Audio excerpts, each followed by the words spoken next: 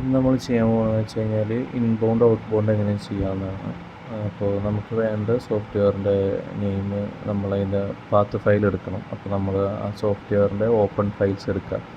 ആ open files എടുത്ത് ചിലപ്പോൾ ഡെസ്ക്ടോപ്പിൽ എടുക്കണമെങ്കിൽ അതിൻ്റെ ഡയറക്റ്റ് ഓപ്പൺ ഫയൽസ് ഓർക്കില്ല. എന്നിട്ട് ആ ഓപ്പൺ ഫയൽസിൽ പോയിട്ട് അതിൻ്റെ ഓപ്പൺ ഫയൽസ് ഓപ്പൺ ചെയ്യാം.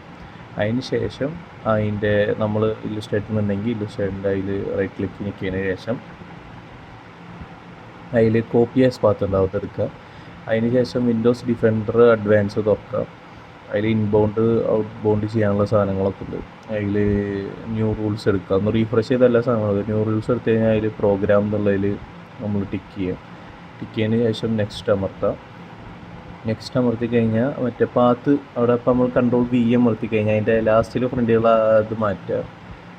എന്നിട്ട് നെക്സ്റ്റ് അമർത്തുക. ഇത് നമ്മളെല്ലാത്തിലും ഇങ്ങനെ തന്നെയാണ് ചെയ്യേണ്ടത്. എന്നിട്ട് നെക്സ്റ്റ് അമർത്തുമ്പോൾ അങ്ങനത്തെ അമർത്തിയതിന് ശേഷം നെക്സ്റ്റ് അമർത്താം.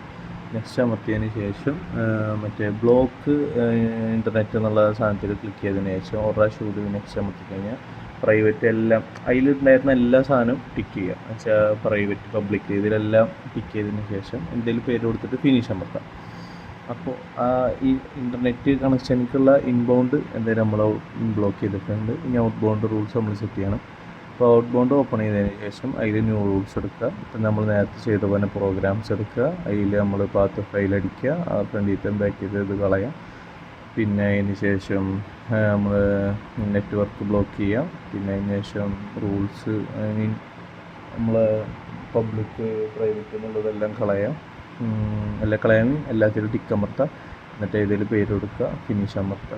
ഇതാണ് ശരിക്കും ഇതിൻ്റേതായിട്ടുള്ള ഒതൻറ്റിക് വേ. ഇപ്പോൾ ക്രാക്ക് ഫയൽ കയറ്റുന്നവർക്ക് വേണ്ടിയിട്ടാണ് ഇത്. ഒറിജിനൽ ഫയൽ കയറ്റുന്നവർക്ക് ഇതിൻ്റെ ആവശ്യമില്ല. ഓക്കെ.